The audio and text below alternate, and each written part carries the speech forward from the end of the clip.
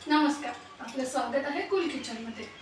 आता तुम्ही म्हणाल की उन्हाळा चालू आहे, लवकरच पावसाळा चालू होईल, अशा वेळी भाज्या मिळत नाही, मग काय करावं रविवारचा असा प्रश्न पडतो किंवा कोणी येणार वगैरे असेल तर काहीतरी खमंग चटपटीत असं पाहिजे असतं, पण व्यवस्थित पोट भरीलही हवं असतं। तर मग अशीच आज आपण एक भाजी करूयात आणि ती म्हणजे सांडग्याची भाजी। चला तर मग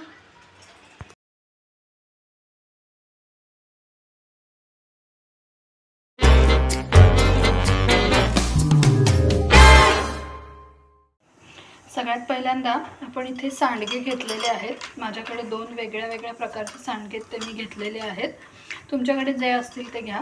आणि आता हे सांडगे आपल्याला सगळ्यात आधी थोडेसे तळून घ्यायचे किंवा थोडेसे परतून घ्यायचे तेलावर। इथे तेल तापलेलं आहे आणि आता या तेलात मी हे सांडगे सगळे एका वेळी घालते। हे आपल्याला पापड किंवा भजी तळल्यासारखे एकदम डीप फ्राय नाही करायचे, तर गरम तेलावर फक्त आपल्याला ते व्यवस्थित एकदा परतून घेऊन याचा थोडासा रंग बदलून घ्यायचा आहे, एवढंच। कारण आपल्याला हे नंतर शिजवायचे आहेत ग्रेव्हीमध्ये।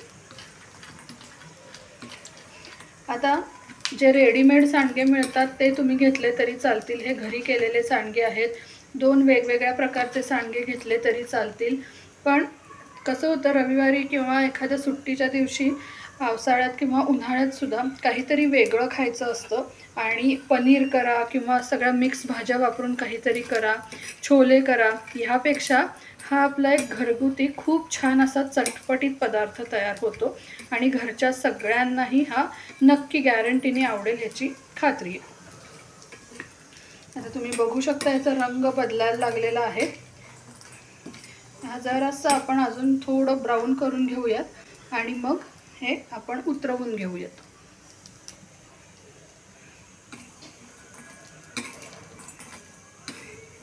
आता तुम्ही बघू शकता हे थोडंसं ब्राऊन झालंय, मी हे परत वाटीत काढून घेते।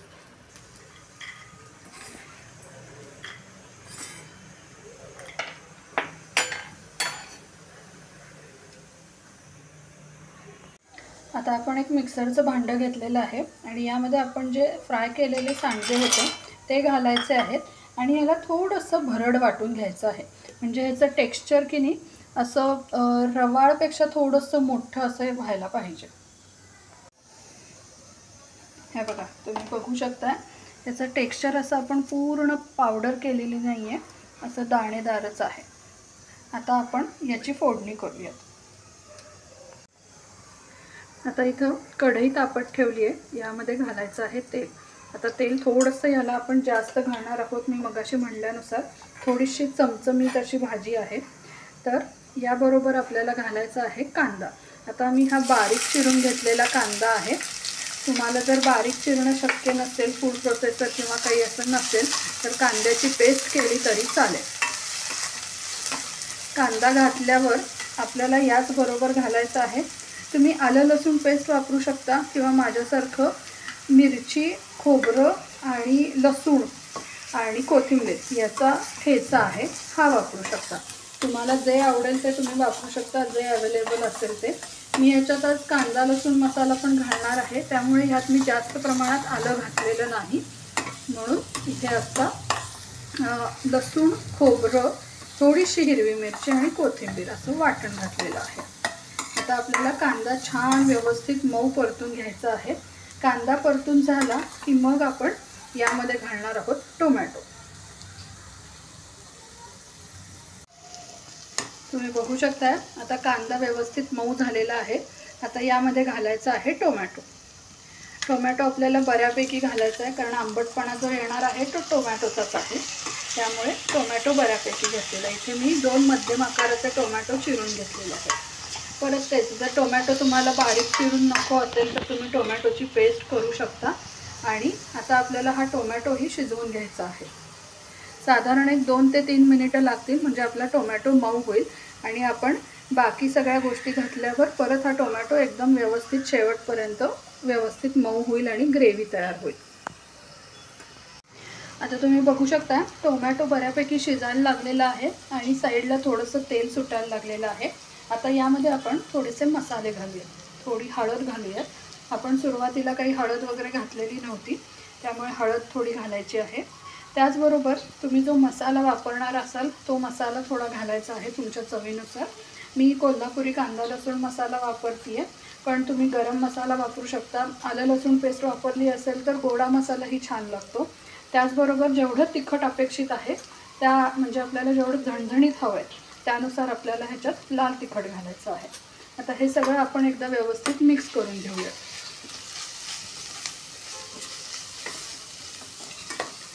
आणि आता आपल्याला यामध्ये घालायचे आहेत सांडगे. सांडगे घालताना त्याच्याच बरोबर आपण एक पदार्थ घालणार आहोत. आता हे बघा, हे सांडगे आपण जे मगाशी भरड काढून घेतलेले होते ते यामध्ये घालायचे आहेत.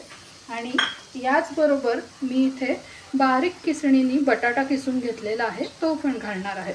बटाटा कशासाठी घालायचा आहे तर ही भाजी जी आहे सांडग्याची ती व्यवस्थित मिसळून येते बटाट्यामुळे, म्हणून आपल्याला इथे बटाटा घालायचा आहे. आता हा बटाटा आपण इथे कच्चाच वापरला आहे कारण आपल्याला आता बटाटा आणि सांडगे शिजेपर्यंत ही भाजी शिजवून घ्यायची आहे. त्यामुळे इथे आपल्याला उकडलेल्या बटाट्याची गरज नाही आहे. तुम्ही हवा असेल तर ही भाजी सांडगे न वाटता अख्खे सांडगे ठेवून केली तरी चालेल आणि त्यावेळी सुद्धा तुम्ही बटाटा मात्र किसून वापरा.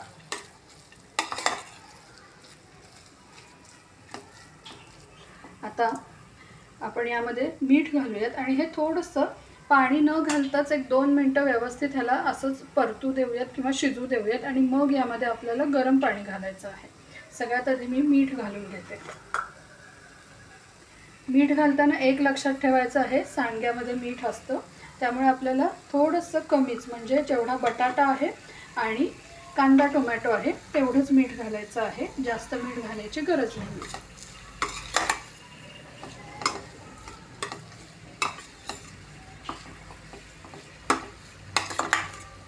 आता हे थोडंसं 2 मिनिटं तेलावर असंच परतू द्यायचं आहे आणि मग यामध्ये आपल्याला गरम पाणी घालायचं आहे.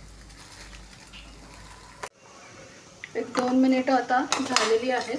हे व्यवस्थित परतलं गेलेलं आहे आणि तुम्ही बघू शकता ह्याला थोडंसं आता तेल सुटायला लागलेलं आहे. आता यामध्ये आपल्याला घालायचं आहे थोडंसं आंबट गोड असं दही. आता हे साईचं दही आहे, पण तुम्ही नॉर्मल दही वापरू शकता किंवा फ्रेश क्रीम वापरू शकता, जे तुम्हाला आवडेल ते. यामुळे काय होतं, एक रिचनेस येतो ग्रेव्हीला. आपण काही वाटण वगैरे असंच लावलेलं नाही आहे त्यामुळे एक रिचनेस याने छान येतो आणि भाजी एकदम व्यवस्थित छान अशी गोडसर पण होते तरी पण खमंग होते. एक साईच्या चवीचा एक जो रिचनेस असतो तो भाजीमध्ये उतरतो. जर तुमच्याकडे साईचं दही नसेल तर तुम्ही फ्रेश क्रीम वापरू शकता किंवा आपल्या घरात जी दुधावरची मलाई असते ती सुद्धा वापरली तरी चालेल. आता हे व्यवस्थित मिक्स झालेलं आहे. ह्यामध्ये आता आपण गरम पाणी घालूयात. आता आपण यामध्ये गरम पाणी घालूयात. गरम पाणी आपल्याला जेवढी ग्रेव्ही अपेक्षित आहे तेवढंच घालायचं आहे. आणि आता मी साधारण 1 कपभर गरम पाणी याला घातलेलं आहे. आणि आता आपल्याला हे व्यवस्थित मिक्स करायचं आहे आणि झाकण लावून साधारण एक 10 मिनिटं तरी याला व्यवस्थित शिजू द्यायचं आहे. मध्ये मध्ये आपल्याला हवं असेल तर आपण झाकण उघडून एक वाफ आली आहे का नाही, व्यवस्थित शिजतंय का नाही हे बघू शकतो. झाकणावर पण आपण थोडंसं पाणी घालूयात. यामुळे काय होतं, आत व्यवस्थित वाफ तयार होत राहते आणि कुठलीही भाजी ग्रेव्ही करपण्याची शक्यता कमी होते. साधारण आता 5-1 मिनिटं झालेली आहेत, 5 ते 7 मिनिटं. आपण बघूयात भाजी शिजली आहे का आपली. तुम्ही बघू शकता व्यवस्थित तवंग आलेला आहे, याचा अर्थ आपली भाजी आता तयार झालेली आहे.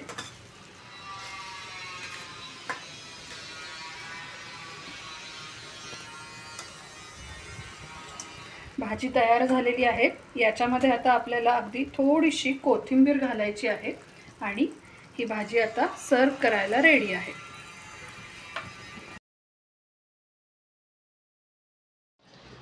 बघा, एकदम टेम्पटिंग दिसते की नाही आपली भाजी. कोणाला कळणारही नाही ही सांडग्याची भाजी आहे. नक्की करून बघा. हा बेत कसा वाटतोय ते आणि मला कळवा. धन्यवाद.